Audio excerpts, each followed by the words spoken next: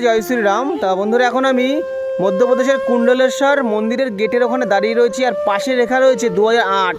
এই 2008 সালটা দেখে একটা কথা মনে পড়ে গেল। 2008 সালে আমি তখন 5-এ পড়ি। তো সেই দিনগুলো হঠাৎ মনে পড়ে গেল। হাফ প্যান্ট বাড়ি থেকে 2 টাকা নিয়ে, সাদা ড্রেস, সবুজ প্যান্ট, তারপর হাফ প্যান্ট নিয়ে স্কুলে যেতাম। সেই রেল লাইন মনে পড়ে গেল। রেল লাইন টপকে যেতাম, বাড়ি থেকে বারণ করতো, তাও যেতাম। পার্কে যেতাম, মানে আমাদের ছোটদের একটা পার্ক ছিল, সেখানে খেলতে খেলতে উল্টে পড়ে যেতাম। মানে বেঞ্চের ওপরে ব্যাগ ছোড়াছুড়ি খেলতাম। মানে সেই দিনের কথা মনে পড়ে গেলো খুব, এই ঠিক 2008 সালটা দেখে। তো আজ সেই দিন আর আজ এই দিন, মানে সময়ের পরিবর্তন। তখন কোথায় ছিলাম, চিন্তা ভাবনা কিরকম ছিল, আজ কোথায়, চিন্তা ভাবনা দেখো কিরকম হয়ে গেছে। তা সময় মানুষকে পরিবর্তন করে।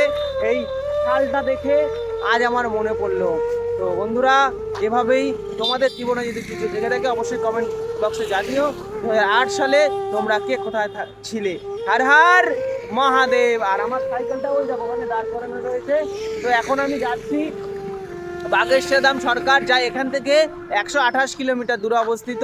আমরা দুদিনে সেখানে পৌঁছে যাব। তা বন্ধুরা, আজ আমাদের যাত্রার 328তম দিন।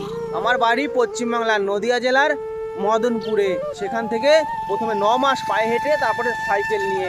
তা বন্ধুরা, তোমরা সকলে ভালো থেকো, আমাদের সঙ্গে থেকো, আর প্রেম থেকে লিখে যাবো। জয় শ্রীরাম।